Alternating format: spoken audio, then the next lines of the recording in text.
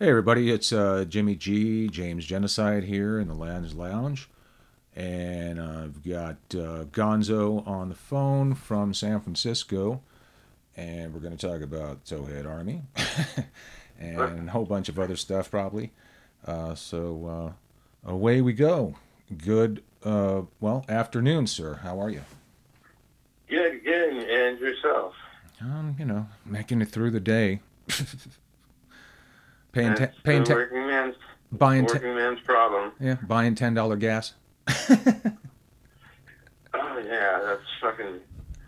Uh, don't get me started on that. Yeah, it sucks.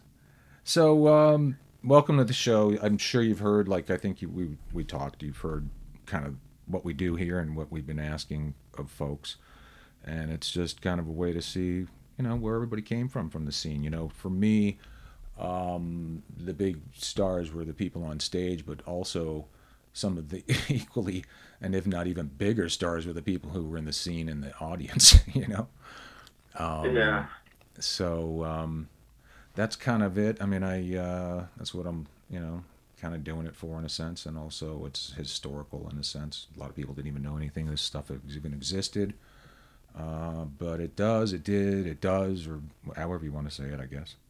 So, if you would tell us about your childhood, where'd you grow up? What was the family life like, if there was one, or what was that all about? How'd it go? well, let's see. I was born and raised in East LA, Okay. and then lived there for a couple of months. There was a little cottage in behind my grandmother's apartment complex that she owned, so we ended up living there when I was born. Then we moved to a solo house, a single bedroom down the street from my grandmother's house because my grandmother basically raised me. My parents were busy with trying to make ends meet. So my grandmother, she stepped in and raised me. So me and my mom and my dad have like a strange relationship. Um, they they screwed me up on religion, which they opened my eyes basically. So my dad was Pentecostal, my mom was a Mormon, and they sent me to a Seventh-day Adventist school. Oh wow.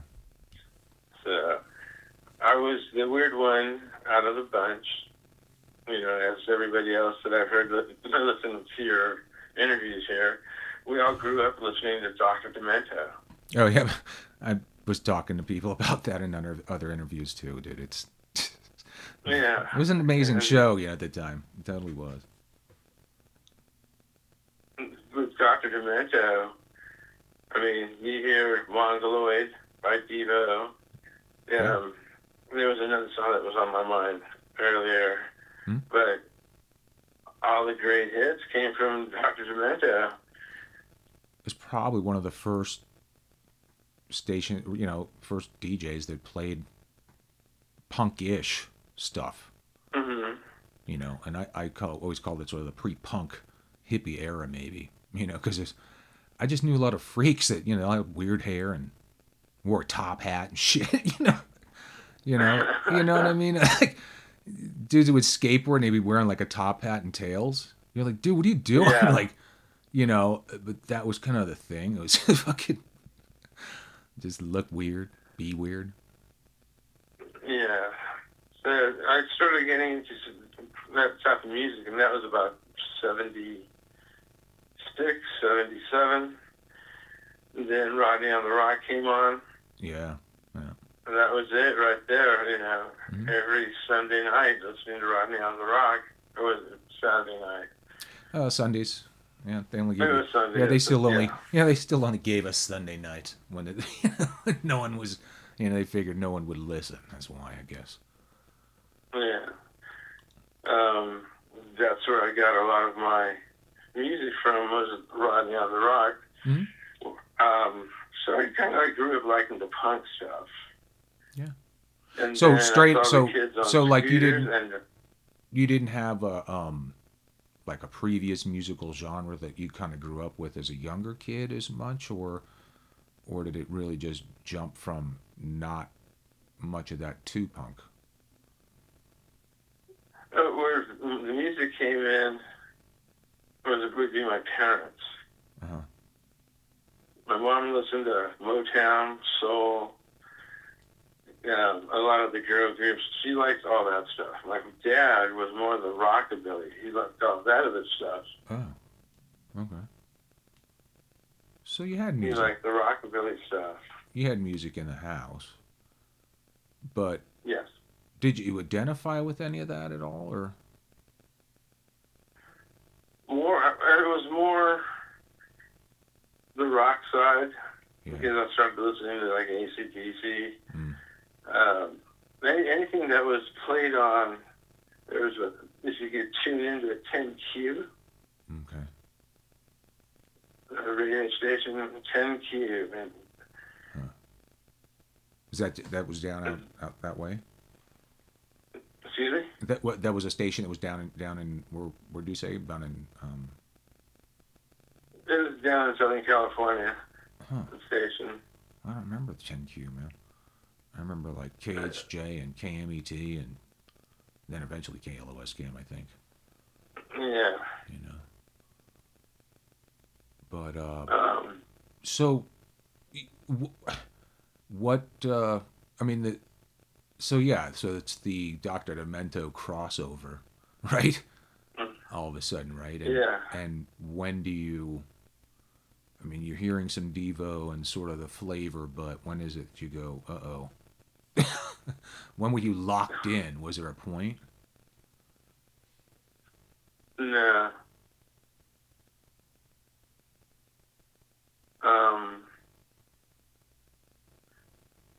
I used to get a lot of my records from Tower Records in West Covina, and there was a little hole in the wall import store called the Private Eye Okay. that we used to hang out at.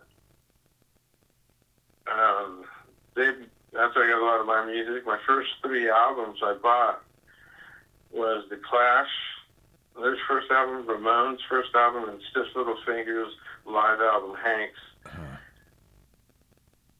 So. And where were your friends grooving to that sound already, or where are you picking it? I mean, I got a lot of information from the neighbor next door. He had a pretty intensive fucking collection. He had insane music. oh yeah. And he was a cool kid on the block. I wanted to hang out with him. He said no, but we were still friends. You know, he wasn't into hanging out with the junior high schooler when he was in high school. Yeah. In my neighborhood was kind of like that. Like everybody in this neighborhood was mostly older, so I grew up pretty fast because everybody was older. You know, so smoking and doing weed and all that shit was happening for me at like 10. You know, and they're 14.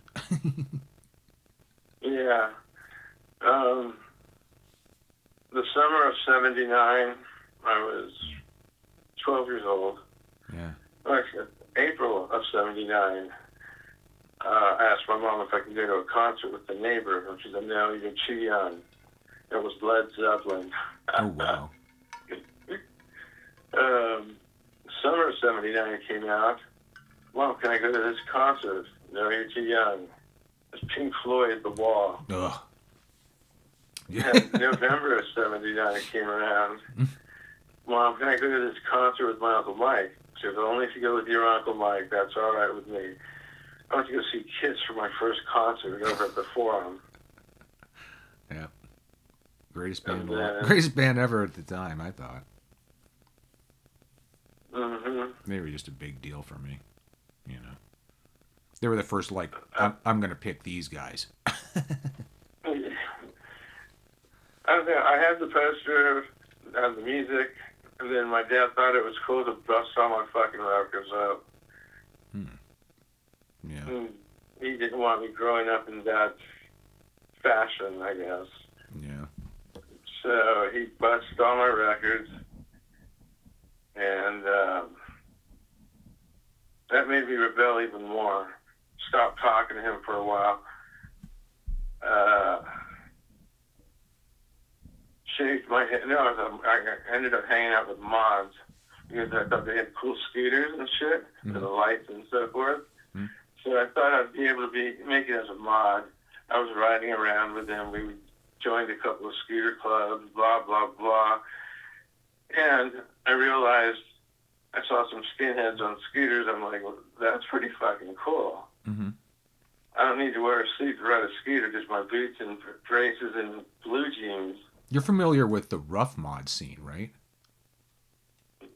Yeah. Because that's sort of the crossover between skinhead, right? Yes, Okay. it is. Okay.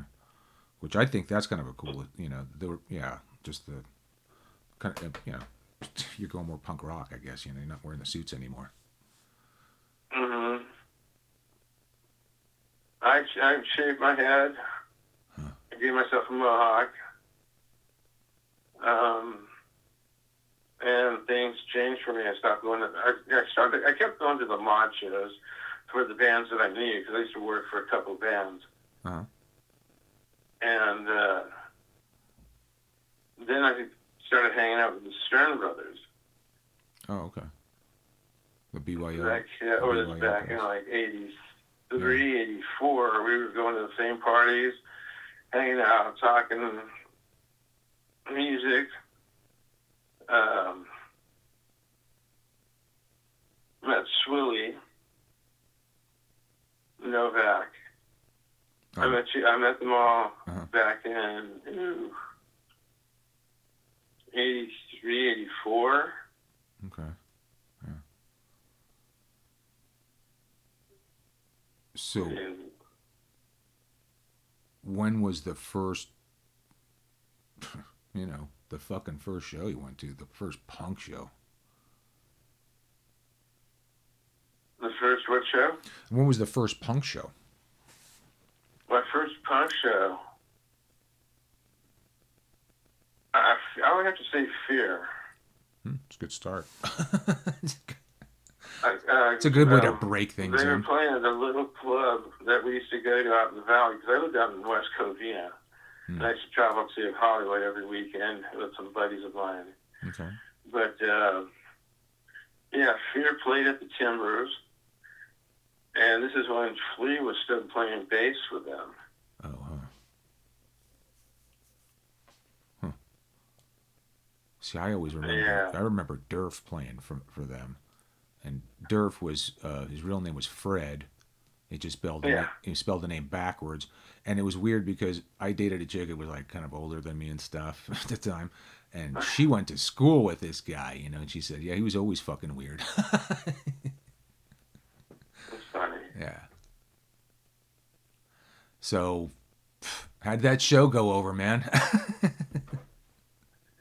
It went pretty well. I mean, I knew a lot of people there. There was no violence at the time. Yeah. It was because it was out in the valley. And, like I said, it was in what's the name of that little town? Laverne. Okay.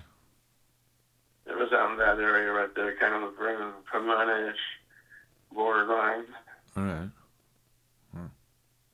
And what year is that? Yeah, that was in 83. Okay. Yeah. Yeah, and then from that we went to Hollywood every other weekend, and we would hit all the big shows.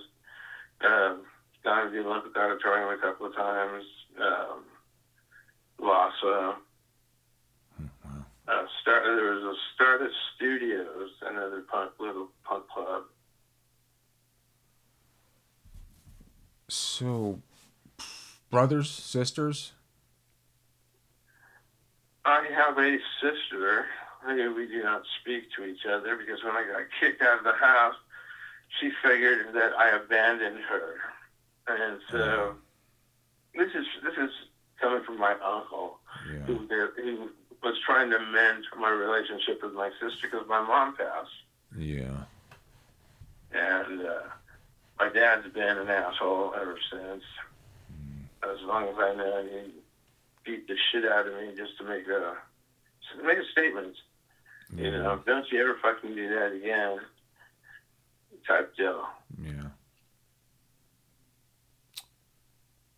So I had the window closest to the street. Their bedroom was in the back of the house, so I was able to sneak out my window and go and hit up with Chris Schaefer. I'm not sure if you know who Chris Schaefer is. Name sounds familiar.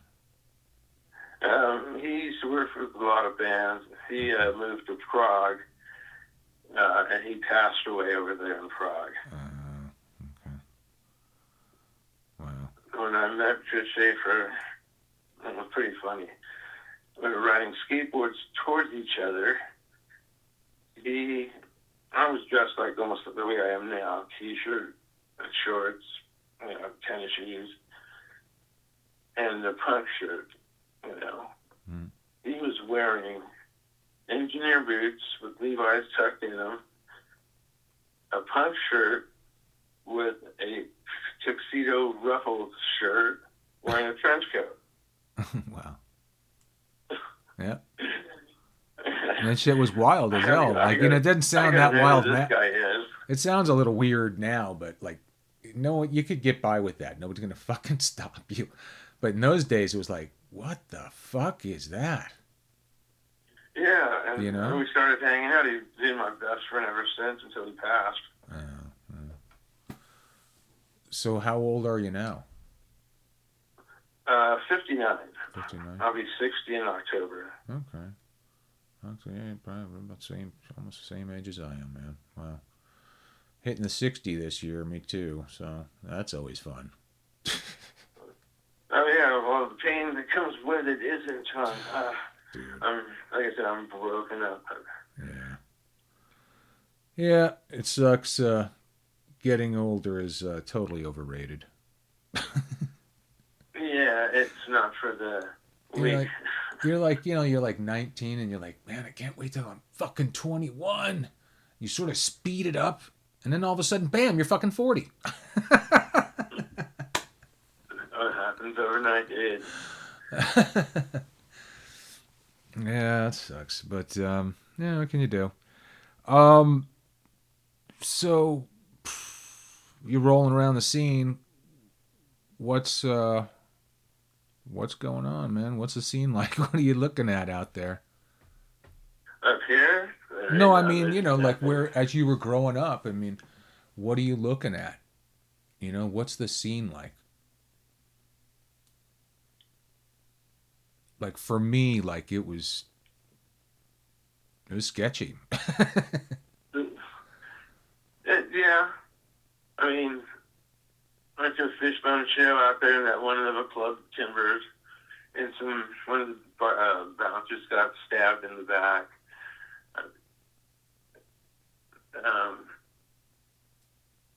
Got thrown out of a fight for fighting in there in a mod show, kicking some dude's ass, and he went to the bouncers and he pointed me out. I mean, I don't know. I remember the days where they would throw people out, but then I remember the days where they didn't have control to do anything like that. Yeah. Like they weren't.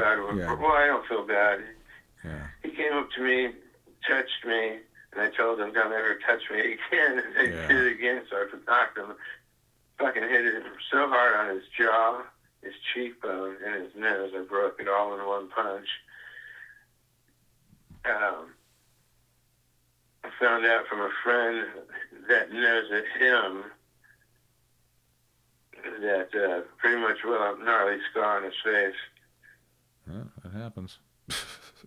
It happens. I mean, he was looking at his job a little bit too further than what it was, and being over exuberant within what his scope of his job was, and that's what happens. Maybe you should realize it's just a job, man. I did a lot of security, man. I realized it's just a job, man. I could care less what the fuck you do. I don't care. In fact, I prefer you leave me the fuck alone so I don't have to write anything extra.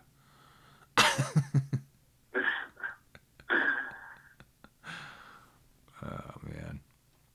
So But did yeah, you? okay. So in your area where you're growing up, you're saying Covina. So like, is there a gang set out there? What's going on out there now in the punk scene? You know Geez, what I mean? West At, Covina, so at that long. at that time, you know. Um, there's, from what I hear, there's like little clubs that sprout out here and there. Um, I mean, I'm not talking about now. I mean, like when you were growing up in that area, there was nothing there. Was there a group oh of yeah, you guys? Like how many of you were you? Was there a core group of you guys that would roll into the city together all the time? there was a core group of us. There was a few mods and me and Chris Schaefer. Uh, we have one of the guys drive us around, and he would drive us anywhere. And he had a Volkswagen bus, Mm. and we'd look for trouble. Yeah, I mean, that's what you do when you're young, anyways. But it, Yeah, we'd start off at a mod club and end up at a punk show after we terrorized the mods. what was there a point? Because I mean, you know, was there a point in time where you started noticing gangs and shit? Do you know when that was, Yeah, or and what gang was that? well, I started hanging out. Well, it was a birthday party for one of our buddies, and we used to have them over at Griffith Park Okay. by the carousel. So they were open parties. I celebrated my 19th to 20th party, a year party right there, and so there was a couple of the lads were there. Alex was there. Um, who else? Jeff Middleman, Okay. he was there. But yeah, so I've met a couple of lads back then. Um, when I met a lot more, Kenny introduced me to a bunch. It was over at Dylan Wander's memorial Okay. Yeah, I was at that. I remember over that. at Gabby's house. Yep, I remember that. I went there to that one. I remember that. Yep. Yeah. Hmm. Wow. So, what's the craziest shit you ever saw on the scene? Is there a crazy scene thing you saw? Is it, you know, I know you started getting into the skinhead thing, and um, Didn't see too much crazy stuff. I mean, there was a fight, and they landed on a small little Indian friend of mine, Bruce, Ahmad. And I was sitting behind the drum riser at the time. I see this stuff going down. This guy's just beating Bruce to hell, and this guy was 250 plus pounds. mm, So I jumped off stage, jumped on the back, and I'm trying to pull this guy off. So I'm just slugging away on his head. And he finally lets go after I bit his ear. So that was the only way I can get him off my friend. yeah, that works. I bit a few people over my time. You know, I mean, Um, shit, man. You know, you're in the fucking street. You know, you're not being charged points or something, man. You gotta survive, and yeah, man. I remember biting somebody's fingers off. yeah, it was Yeah. a member of the Pig Children. What was that? The guy that I did, his name, I can't remember his name, but he was a part of the Pig Children. Okay. They're an old OC punk band that used to play around. I think they got too Nazi for me. I hated hanging out with Nazis. Yeah, kind of. We beat the shit out of them when we saw them. I don't know, man. I just always believed in freedom and shit. They always seemed like You have to wear a stuffy fucking suit and a tie. Wear those boots. Ugh. You know? I wear my own boots, goddammit. Not those. You know what I mean? I don't know, dude. Like fucking, like marching about. I did that shit in the Navy. I fucking hated that shit. Oh my gosh. Biggest waste of fucking time. Yeah. Yeah, I was down there. I hung out with the Youth Brigade basically quite a bit. And then they were a pretty big set. I mean, weren't they a bunch of, like, I remember some were going somewhere in those days and they rolled into somewhere. There was a whole pile of skins. I'm not sure where it was. There's so many fucking clubs we went to in those days. But, I was talking with Frank Reed from Godzilla's. He used to, well, he owned, created, Godzilla's, the club. And he was just talking about, like, dude, he's like, how much he hated the Stern Brothers. He's like, I hate those guys. I'm like, oh, he told me, like, they would do all this, shit, like break the fucking toilets and shit. And they would run around telling everybody it was their club at one point. And he's like, what the fuck is going on? He had him work. I guess he had them all working for him at some point, and they were doing jobs and stuff, and I guess running tickets and all the other shit. But it's like anything at the time. Give it responsibility. Yeah. I mean, they were kids, right? And they're fucking probably goofing like a bunch of What can you expect? He was already like a man at that point. I think like he mentioned in his interview, he had run a tile business and all kinds of shit. And that's how he got the money for to open up Godzilla's. Yeah. It's crazy. It's so weird. So the whole Towhead Army thing. When did that start? It started in 1983. Okay, all right. And based out of where? Like Orange County? There was a couple of Orange County guys. Everybody else lived like in South Bay. Okay.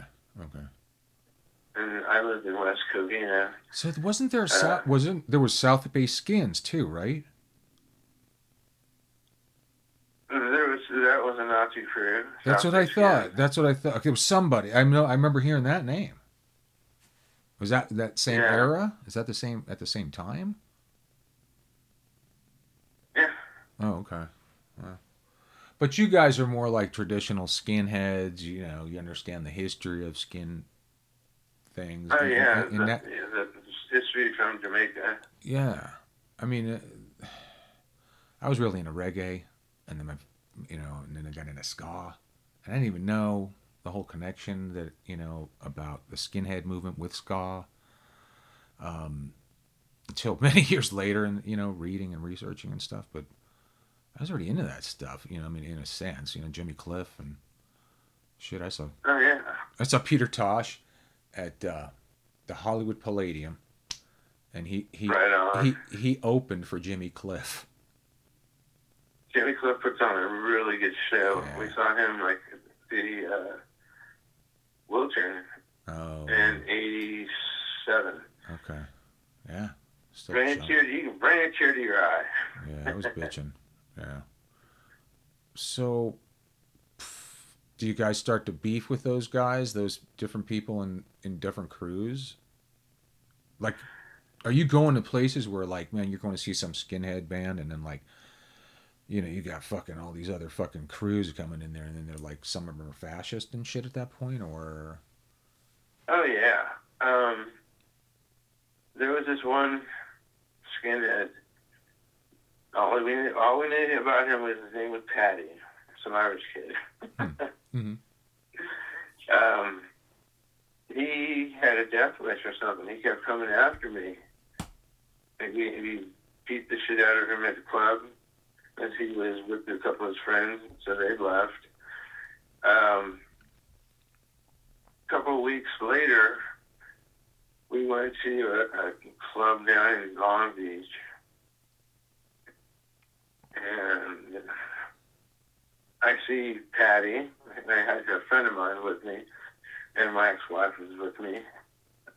I see Patty, he comes walking up with four of his boys, and he looks at me and goes, "You." I said, "Fuck you," and he reached up, punched me in the head, and that was it. I looked up at him and I said, "Is that all you got?" And it was on. So it didn't last well for him. Was he a part of a crew or was he just a? He was part of a crew, Oh, he was. and when they were bouncing that show that night. So I basically beat up one of their bouncers, and they threw me out head first through the door, and I landed. There's a bunch of boots I'm looking at. I look up, and it was my crew. They just showed up. I'm like, where the fuck were you guys 5 minutes ago? Funny. So they cleaned house with Patty. Patty got his ass kicked. So It's always good to have friends. it was my friends. My family showed up. Yeah. So, shit. I mean, what was the? Did you? I mean, I don't know. Did you see the lads doing tricks and shit out there? Would you see? Would you go to shows and then see us like fucking mobbing the fucking pit and stuff, or like back when we did? Oh my god. Yeah. Right? Yeah. Fuck. What Yeah, did I that? can I mean, see like, I that. don't know. Like, see, I was from the inside, so I was kind of wondering, like, looking back, like, dude, what did that shit look like? Like, we were just nuts. One of the biggest pits I've seen. It was nuts. It was Circle Jerks over at Scream Club with, I think, Tex and the Horseheads and Gangrene. Oh yeah. Mm-hmm. That was a huge pit. Yep. Man, I remember like going with this guy that I knew. We went into holy shit. Went to go to see the Dickies, but we didn't have tickets at the country club. And we're getting out of his car, and he's like, "Oh, here, take this," and he gives me a fucking pipe. You take that, you'll need that. And I'm like, "What?" Meanwhile, he takes a length of chain. I mean, like a big, thick length of chain. And we go walking into the club, and we realize we can't get in there. We go to the back or the front. Finally, we went over onto like Sherman Way, and he also has a screwdriver. He breaks with a screwdriver, pops the door open. We get in. Jesus Christ, dude, it was a bloodstorm, man. He fucking gets into the pit, dude, and he's slamming around, and somebody bumps into him, and he spins around with a fucking chain and smashes this dude's head open. And dude, like I'm standing in front of this dude, and he's so my friend is in front of me. He smashes this dude in the head with the chain, then moves to the side, and the guy is now standing in front of me, and I just watched the blood pouring down his face, man, like a fucking water fountain. And he's out, but he charges me, like he's out on his feet. He charges me, dude. I had this Levi jacket on. The whole fucking jacket, my jeans were covered in fucking blood. It was like a fucking murder, man. And that was just the beginning. Then this guy that I'm with, I'm telling you, the psychopath motherfucker starts going. He's bopping everybody. So now people are fucking attacking me. So I got to break out the pipe. I'm bing, bing, bing, bing, fucking ding donging everybody. He's smashing Yeah. everybody. The fucking show had to like close down, man. We like ran several blocks and shit, and then had to double back to get the car. It was a whole fucking thing. Yeah, Christ, dude. Yeah, I don't get it, man. It was some days back there. It was something else. So It was. you know, you're going through this whole thing. Did you get hooked on the vices that everybody gets hooked on? Drinking, drugs, Oh yeah, the drinking came along easily because I found a fake ID that looks nothing like me, and it worked. They didn't give a shit. Go. They didn't Yeah, as because long as you after could. that Yeah. I said, fuck it, I'm going to the same liquor store. Hey, how you doing? Doing well, Vince. How you doing? Yeah. Yeah. Funny shit, man. So, are a lot of your friends alive at this point? Gone at this point? Mixture of both? Um, it's there was a few. Um, most most of my friends that ended up dying was kind of like the last In the older years? 15, Or 20 years. You know, that's when we're like 45 or so. Um, yeah. Um, it, Hanging out at an Irish bar, and I was the youngest, the kid there, as they would call me, the kid. But I would sit there and I drank with so many great people that had stories to tell. One guy was off duty. He was off for a month. Drug enforcement officer. uh-huh. And he used to supply us with like the best kitty, blow that you can get. Uh-huh. I partied with him, and I had established a drinking problem back early.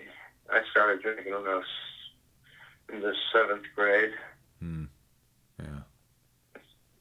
Stole a bottle of vodka, and then we'd empty out a can of 7-Up. Pour that in there. Yeah. Yeah, I go to school ripped. Wow. I remember. Yeah. I remember one time I went to a school and like they had I ran like the juice room, like where you sold milk and juice like for lunch and recess and shit. And I got the job working there with this other guy, and I showed up one day with like a bottle of rum, and we were loading up the punch with rum and making money off each of the people. Like the kids from the school would come up and go, "You want it loaded or unloaded?" And they go, "I want it loaded." You'd open it up, take a swig, and then drop a shot in there, and they'd be, and dude, they were bomb. They were laying all over the, they're bomb laying all over the picnic tables, like, woo, having a great time. It's like, dude, time to go back to class. Let's go. What the fuck? Oh man, I'll tell you. So, punk rock today. What do you think, dude? Bigger, better, the same? I mean, it's definitely different, I think. I'd have to say it's regressed, just but some of the bands that are coming out that are giving it a bad name, it's ridiculous. I don't know. I find some of the newer stuff fun. I don't know how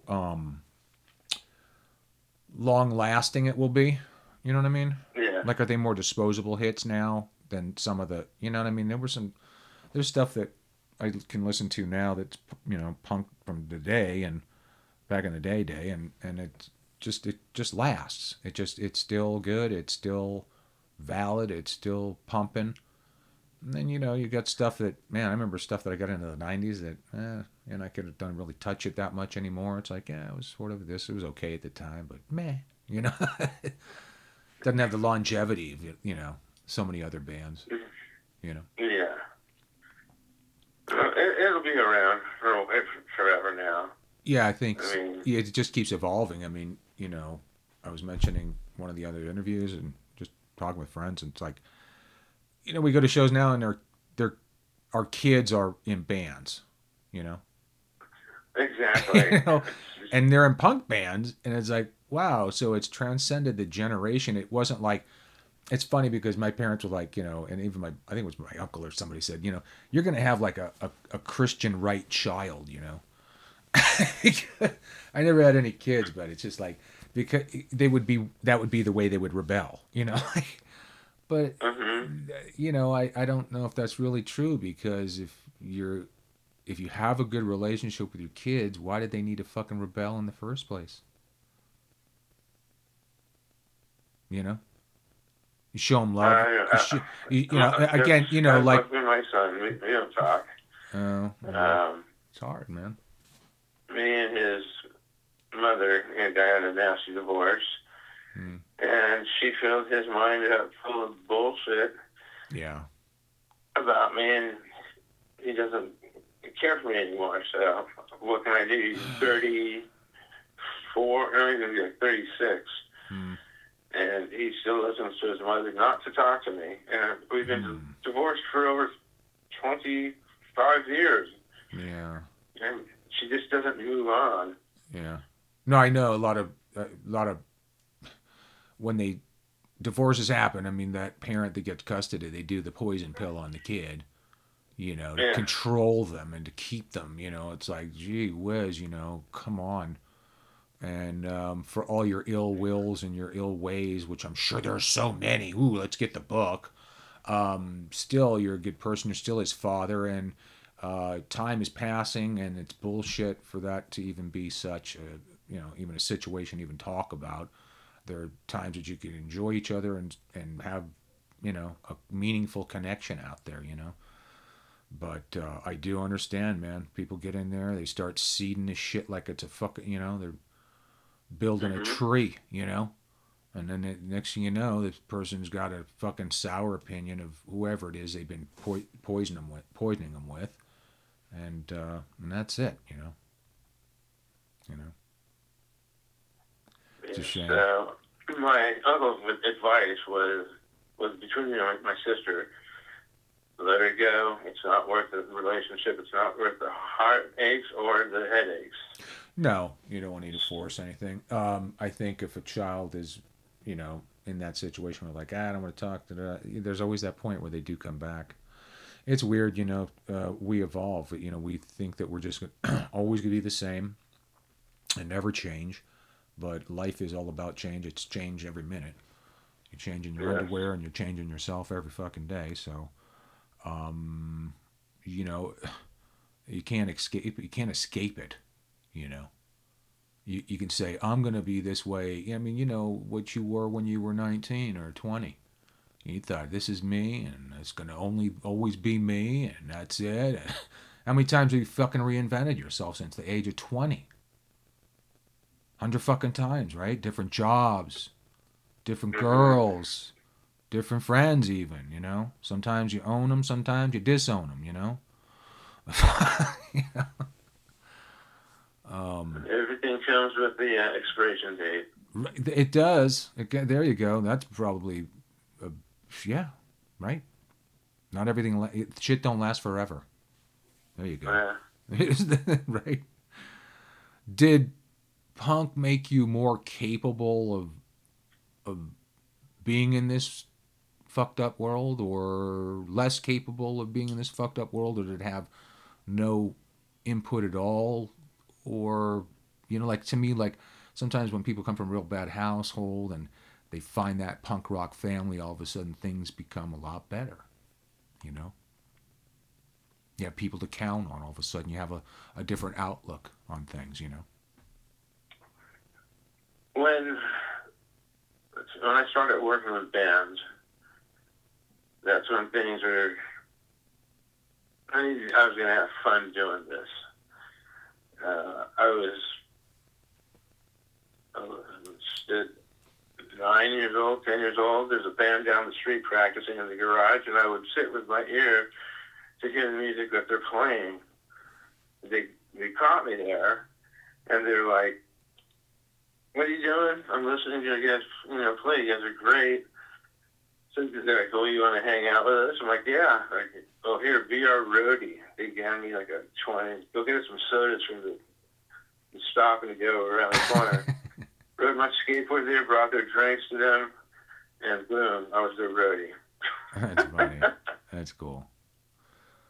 And it kind of stuck. I mean, I ended up working with whenever Youth Brigade came up here, I'm setting up Mark's kit, taking it down. I did that for a lot of bands. That was quite fun, just being around them. Did you do world tours and stuff like that? You know, like where you go on the whole. Yeah, that was my brother, Jeff. Oh, really? He traveled the world with Youth Brigade. Him and Mike Knox. Oh, okay. Wow. And they went to Europe Huh. in '92, and that was their second time there. Oh, wow. It's wild. Huh. I remember, like, I think probably the first time I think I met you, but maybe I had met you before, I don't know, was at Punk Rock Bowling. Yeah, that was a while ago. How do you like 2000 and, I don't know, 5, 6, somewhere around there maybe? Somewhere around there, yeah. But I remember, I think I would, in fact, no, I do remember. I was coming in, and everybody was coming in, and the fucking elevators were shut down or some shit. And then you were popped your head out of the service area and said, "Hey, these fucking elevators are open over here." So we all like scrambled into the elevator. Yeah. Punk Rock Bowling, a place to remember. I liked it in the very beginning because it was like kind of like a reunion of sorts, you know. Yeah, it was just for the bands. Some of the magazines, they come out and do little interviews and so forth. Who else was it? Basically, the musicians. There was only, when I started going, there was 70 teams. Oh, okay. And then when I stopped going, they were working like on 200 teams. Okay. That's what kind of brought me down and ended up being a festival instead of being, a club. Yeah. No, it's fun. I usually get a kick out of it. I know that. I think I went about maybe 8 years in a row. Like initially we didn't have a lads team, and then eventually we started a lads team, and we did that for a couple of years and shit. But shit, man, bowling like that, if you're bowling all, it's hard, man. Older you get, the harder it gets. And that accompanied with all the fucking partying, holy shit. Yeah. We'd fucking party all night long, and then like, maybe go to sleep at 5, and it had to be bowling at 7 or 8, some shit in the morning. So you'd be, I remember being just fucking wiped out, man.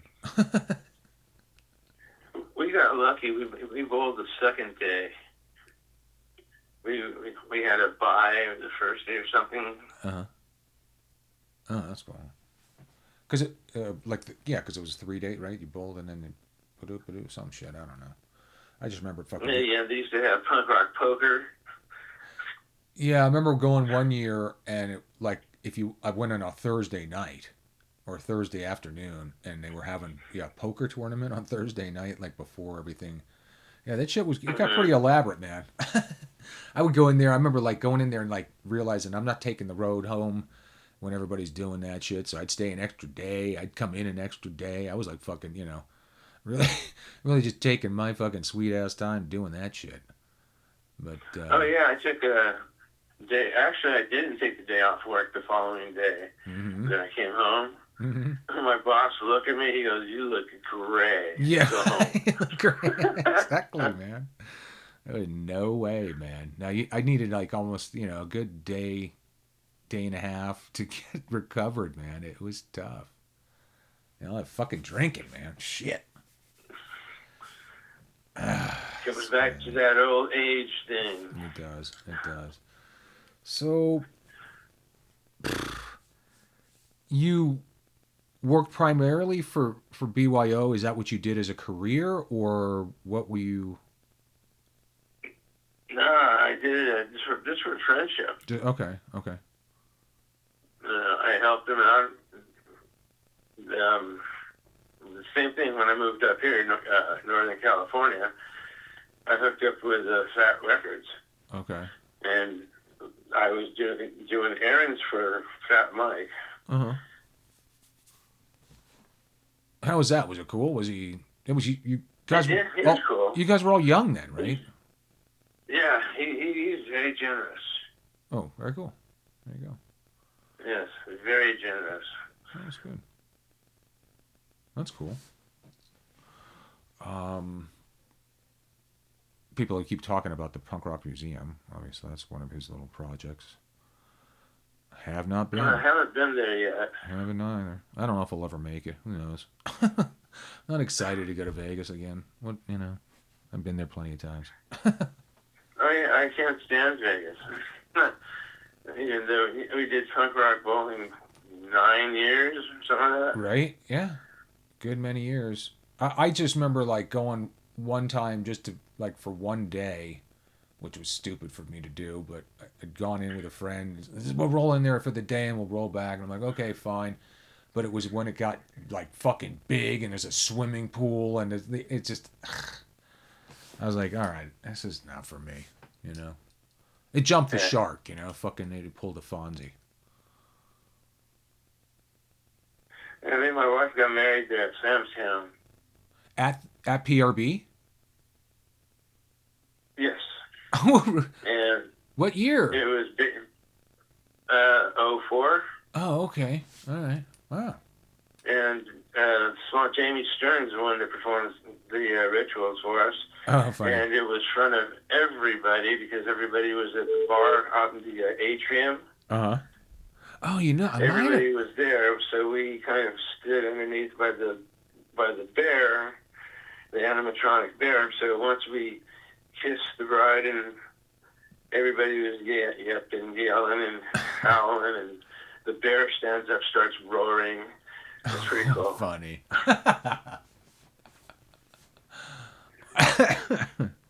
Yeah, we had to bomb the place, otherwise they would have charged us. So we'll be here at this time. It's going to be a mob crowd. Oh, wow. A lot of people should. It sounds familiar. Like, I think I might have watched that. I don't know. It's, a long fucking time ago. Fucking kind of, goddamn. Tell you, the older I get, the less I remember. I heard that. Right. You can't ask me what I had for dinner last night. Can't remember. What was, you've seen a lot of shows, but what was the best show you ever went to?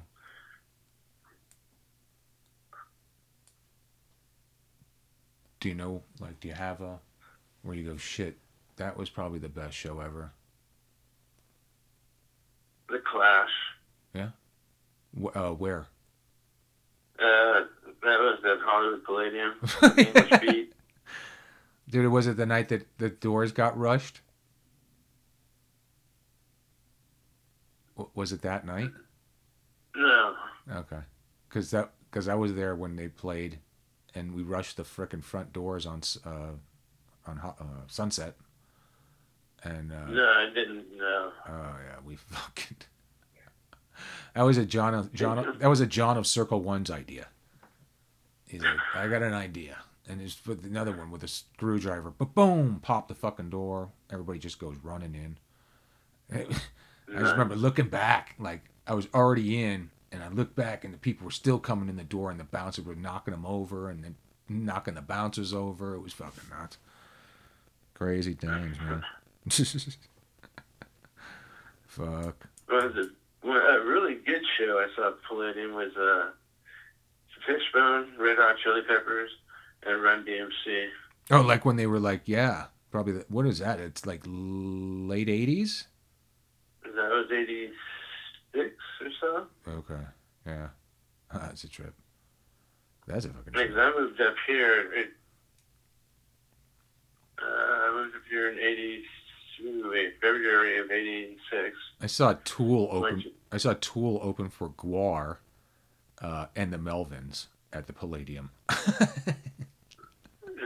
So I think that was their Undertow album, actually. And I remember going, these guys are fucking rad, you know? And then the Melvins came on, and they were great. But then at some point, I remember the crowd really turned on them, and yeah, they just were had it enough of the sound, and they wanted Guar, and uh, and then fucking Guar came on. It was fucking nuts, blood shooting from the chandelier and fucking 30 feet in every direction or whatever the fuck it was. People just covered in blood. The good days. The good old days. Yeah, the good old days. We used to hang out over at the alley right off Hollywood and Cahuenga, the TikTok alley where TikTok used to be. Oh, yeah? There's an alley there. That's where we used to hang out every weekend. Where at? Where was it? What alley? You know where TikTok restaurant used to be? You know, no. Cahuenga? No, I don't remember that. Oh, okay. Okay. So fucking... There's a bank on the corner, and there's an alley between TikTok and the bank. Or it was a bank at the time. Oh, okay. Well, did you ever... The 7-Eleven was up the street. We'd get beer there, drink in the alley, hang there all night. You used to go see a club if it's a good club or a show. You used to go to the cafe and shit, right? Yes. Crazy stuff. Who'd you ever see there? Anybody good? Rigor mortis. Rigor mortis? That's obscure. Yeah, I was at that show. I remember that. Shit, I was there fucking all the goddamn time at one point. You know, because I was sort of like working there, and it was nuts. That's cool. Yeah. Weird. So you're married. You've talked about your child, I guess, and the man child, and then and my daughter, she passed back in 2023. Oh, sorry to hear that. She would have been 40. Wow. Yeah, 40 in December. She would have been 40. Oh, that's crazy. You know, it's shocking to me, like, when I hear, like, people die and then you're like, wait, how old is that person? They're like, oh, they're 30. Like, whoa, shit. You know, like, I didn't think I was going to make it to fucking 30 anyways. I didn't think I was going to make it at 21. Yeah, well, I had that. You know, I just didn't make any fucking plans, you know?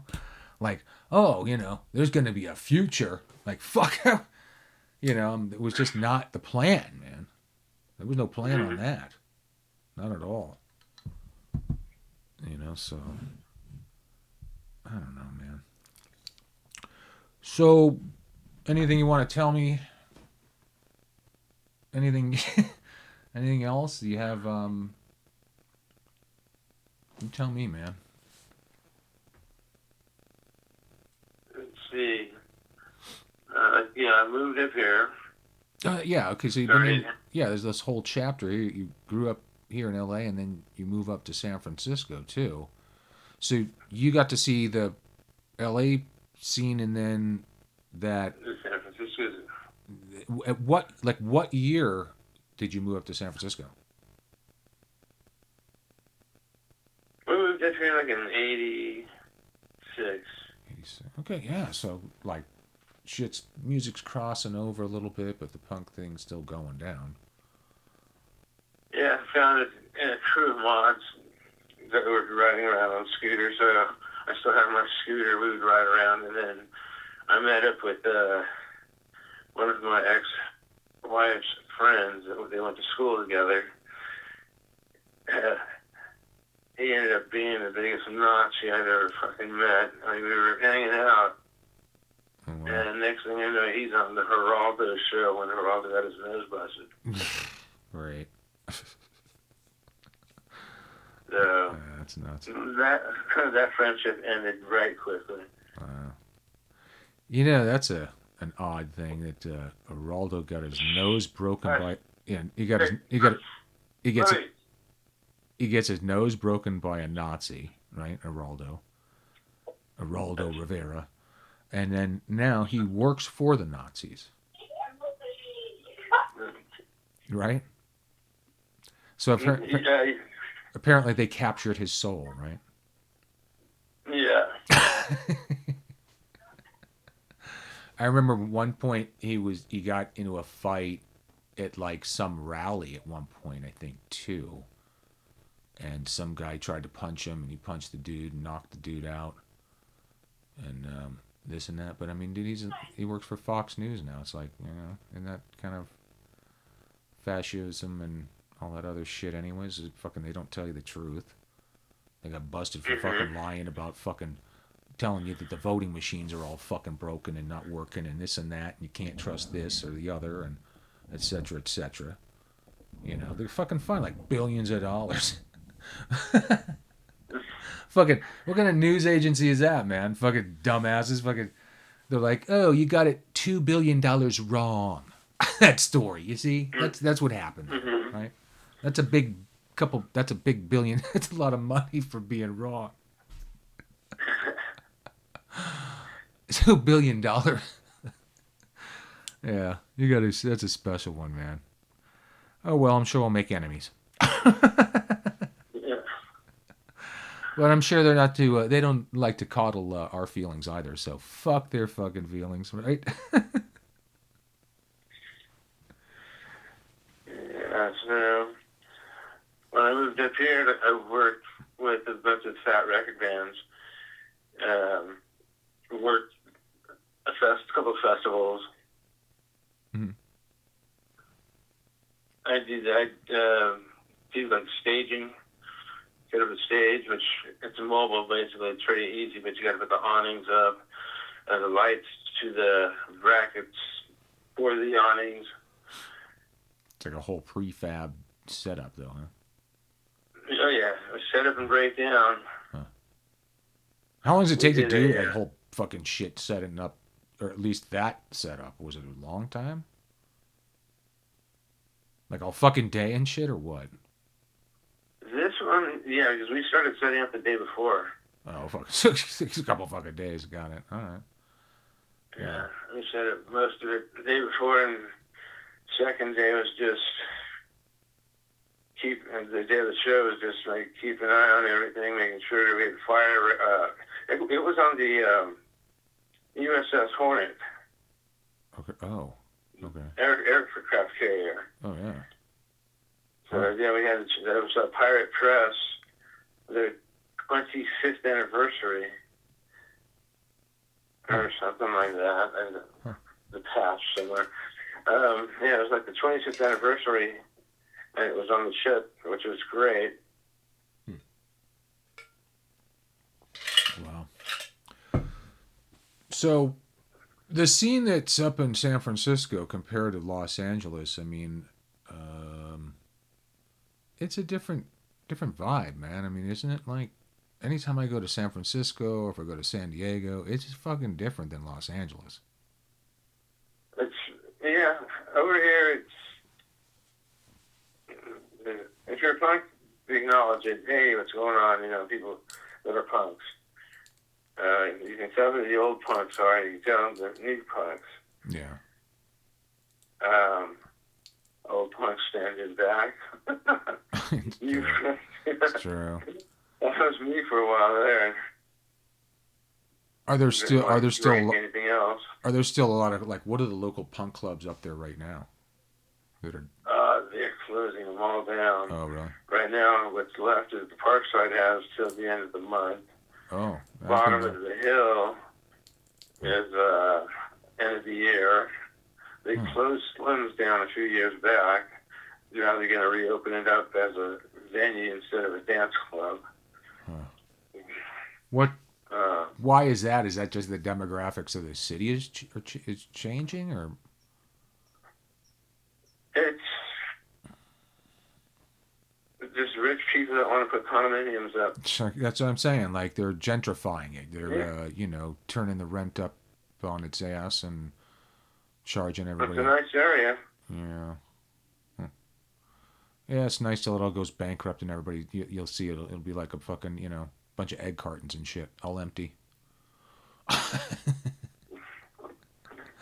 I mean, shit, man. I've been watching different documentaries. I was just watching this thing about Ohio. It's like, holy shit, dude! Like these portions of places in like Cleveland and shit are just abandoned. Whole malls, that used to have like shit, man. Thousands of people coming on a daily basis. Mm-hmm. They're just sitting there, just mothballed, man. They're fucking, the new realm of graffiti and drugs and shit, and shit like that. It just like, damn, the remnants of America. It seems like, and that's not, it's not only America. Sometimes you look, it's like places in England and all around Europe, and you like, damn, things are just like, I don't know, like the population's fallen. I don't know. You tell me. It seems like we've got plenty of fucking people. But man, like even like where I live in the valley out here, like Chatsworth, there's all these fucking warehouse after warehouse after warehouse. They were all manufacturers. That shit's gone. They're all for lease. There's a few that are like pot farms. You know? Yeah. It's like, where's it going, man? Where's it all going? You know? People losing their jobs. Yeah. Where are the job creators at? Remember, oh, you can't tax the job creators. The job creators make all the jobs. Right? Those were supposed to be Republicans. We're the job creators. But fucking dude, like, yeah? When? He created jobs where in China? Is that what you're talking about? Yeah, exactly. Yeah. There's my very, very good friend. Yeah, I mean, like, That's my wife's boss, actually. She works for the federal government. oh, yeah, yeah. Yeah. Well, like I said, they'll get it together. Under Kennedy. Mm. Crazy. That's who their department reports, or their team of different departments all report to him. Oh, well. Kennedy. That's weird. That's fucking weird. Yeah, I don't know, man. I think we could probably pick a lot better government. And that ain't just one sided. It's both. There's a lot of fucking takers out there that just sitting around sucking up money. That's for sure, and not doing their job. But we're the little man, and we're just down at the bottom, yeah. yeah, like fucking you can talk about it all you want, but not necessarily gonna make a difference, I guess. Maybe, you never know. Maybe someone will fucking hear what we're talking about and understand what we mean. There's a statistic that like since the Clinton era, since when Clinton was in office, Democrats created 50 million jobs in the last since then, and Republicans committed to creating only 1 million jobs in that time. And you can go Google that shit, motherfucker. AI it, look it up. It's out there. Yeah. As you know how people are. But I was shocked because I was like, dude, what? Job creators, my ass. 50 million to one? And 50 million probably ain't even enough. You know what I mean? Probably should have been 100 million. Well, it should be like 100 million. So to pat the Democrats on the back, ha ha ha. Yeah, it should have been 50 million to one, not fucking, or 100 million to one, not 50 million to one. So, because it ain't enough, that's for sure. I'm out of work. Everybody I know is out of work, pretty much. There you go. That's my diatribe, and I'm sticking to it. I like that. So, anyways, that's pretty much it, man. I guess we chatted. Did you get and what did you think of all that stuff I sent you? What was that? What did you think of all that stuff I sent you? The buttons, oh shit! What I thought about it. Shit, I gave them to everybody. Everybody loved that shit. They can't get it. Yeah, people can't get enough of that stuff, man. And it's it's lads, but it's everybody else too. They all want it. Shit. No, I just sent it just to lads. Yeah, cool. Yeah, man. I just basically gave them to everybody. Every time I went out, if I went somewhere, it was. But I slapped one on my vehicle, and that kind of thing. They're bitching, man. It's a nice little memorabilia type thing. Um, it's weird. It's been a weird journey with doing the book or writing the stories, and then venturing into this podcast idea. Um, it's I don't think people would even. There's a lot of people that know about us now, and they never would have known about it if I hadn't like just sort of just written a few stories and connected with other people that were also writers. That kind of helped to influence other people and say, hey, check this guy's writing out. That kind of thing helped. Um, Mm-hmm. it's like there was resistance from people in the club, like we don't want any buttons, we don't want any, anything, and I remember first putting out like a first button even, and even when we went bowling, the original skull and bones thing was not allowed. It had to be something else that was generic, you know. And it was a big fucking, Sure. it was like a big fucking deal. But dude, once I started producing those buttons with the actual real crest, our armband pattern, dude, fucking people were like, I remember people just going like, fuck, they just wanted something to kind of remember the day from and the days and stuff. Like, Yeah. like Bonehead was like one of those guys. He's like, dude, just thanks, like thanks for making these, because we were under a management situation where unfortunately, like, things weren't getting done, you know, and it just was probably just because, you know, person was getting bored of things, you know, and also, as we all evolve, going through problems and other things and shit, Mm-hmm. you know, but Yes. but yeah, it's cool. I'm real bummed out that we lost Kenny, you know, shit, because he was one of those dudes that we were still keeping things together and stuff, and moving forward, moving forward. A lot of people want to be in lads. I got people that like in Switzerland and all across Europe. They all want to start crews and shit. And they invite us out. Come on out. You'll come out to us. We'll pay. Do do do do. It's like Yeah. I was involved with another crew up here, Skunks, mm-hmm. and I had to say goodbye to them because it was part of a sober thing. The group that we were hanging out with, and Lars was our sponsor. Mm-hmm. And so one day he goes, yeah, he wants you to be a skunk. We had a vote, and you're in. I'm like, all right. So they handed me a bunch of stickers and pins and buttons and so forth. I'm like, cool. I belong. So I was proud of it at the time. Mm-hmm. Until I find out that we went to breakfast. They ousted one of the skunks. Mm-hmm. They kicked him out, and it was a supposed unanimous decision. But what am I going to do? I know the guy's been a jerk to me, but should I even involve myself, even though I'm only a day in? Uh-huh. So yeah, they put me in that type of situation. Like, you guys, here's your buttons, here's your pin back wires. I can't do this. Yeah, I hear you. Yeah. There's a lot of weird crews that I've heard, like, I don't know. If I was look, in my position, I'm not going to have you do something I wouldn't fucking do. And I'm not going to treat you less than what I would want to be treated. I don't think that hierarchy bullshit, pushing people around, shoving people around works. This shit fucking didn't work at my home when I was a kid. It's not fucking working now. Yeah.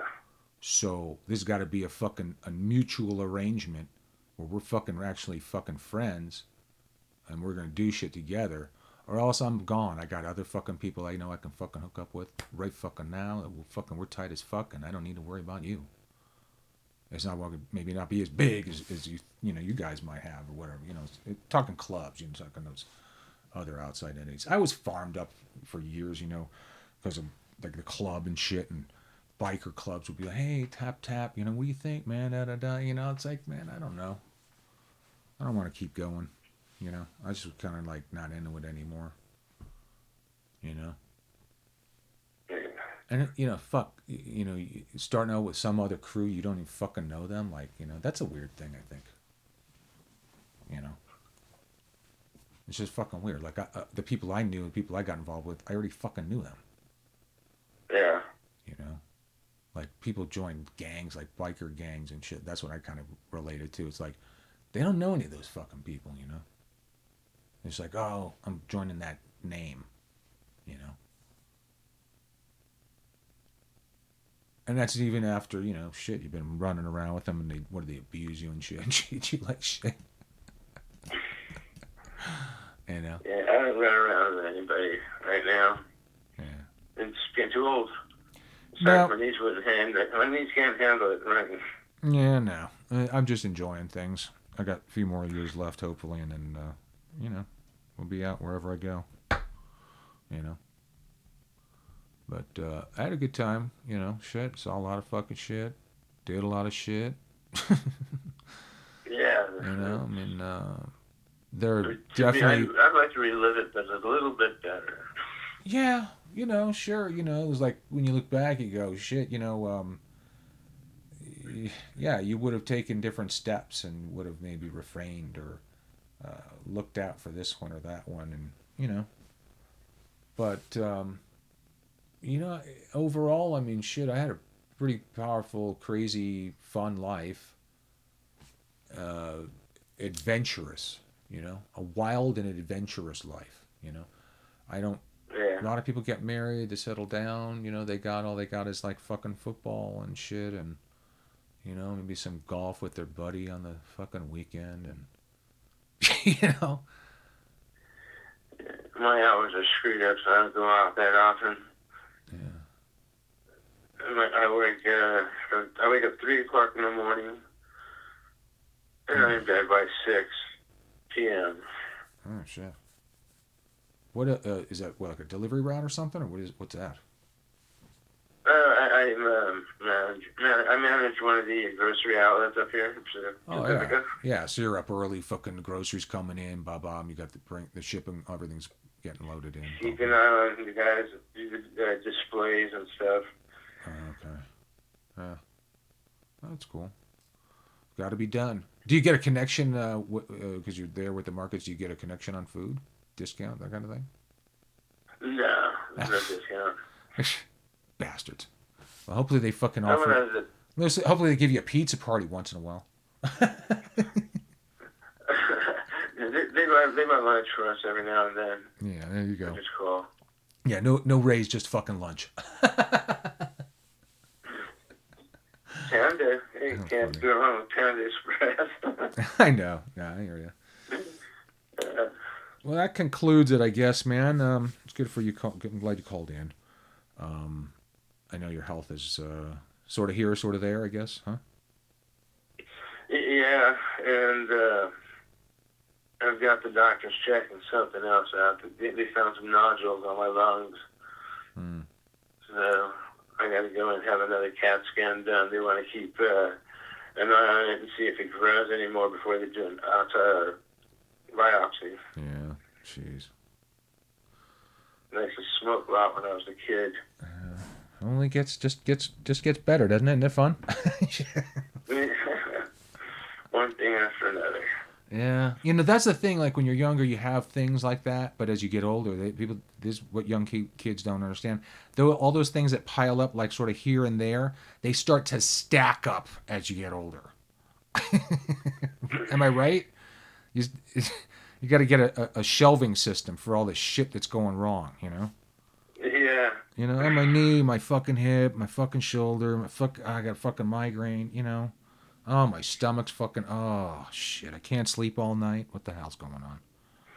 Oh, yeah, prostate over here. Well, look, sometimes I always wonder about my friends that live fast and die young and left a good-looking corpse. You always remember them as well. You remember how young and wonderful they were. You never see them as old fucks like us. Yeah, it was sad to see Kenny. Hey One man, day, that fucking dude when he was in lasted the a long hospital. time. That motherfucker was like the nine, a cat with nine lives because he had so many problems over the years, health wise, and Yeah, just one battle. Like again, we talk about one battle after the next and shit. But they start stacking up on you, man. And the older you get, the more they fucking don't disappear. Like sometimes those things you have when you were younger, they go away. As you get older, they don't. yeah. We went one day. He was fine, coherent, talking. Yeah. The next day he was out. Yeah. And the third day they had him on the morphine drip. That's when we knew he was gone. Yeah. Yeah. Well, if you're gonna go, you're better off going quicker than slower. I mean, fuck, dragging it out. Yeah. I mean, there were so many people that I knew that like got cancer and like they get cancer and then they get better and then they get more cancer and then they get better and then they get more and more and more cancer and then they die. It's like you struggled, you won, you struggled, you won, you fucking lost again. So I know, man. It sucks That was losing. kind of hurt. Yeah, it sucks. He was super awesome in so many ways. You know. That's the key to a successful life, because when his passing, I mean, so many people were reaching out, so many people, um, you know, were there, upset and mourning a loss, a great loss. So that to me is a successful life. Yeah. You can't take the millions with you, you know. You can't take that cool car with you, but you'll live in immortality through all those people.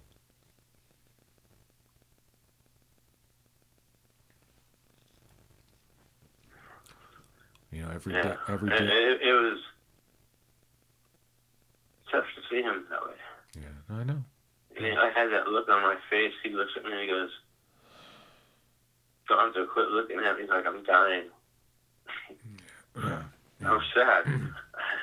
I So hear you. we cracked a joke and Yeah, broke the ice that way. yeah, 'Cause the last time he was here, he was driving around. Let's go make some music. yeah, yeah. I know, I know. I was He was talking to him. always interested in showing me his studio. Yeah, I was always talking to him. He came down here, he did an interview.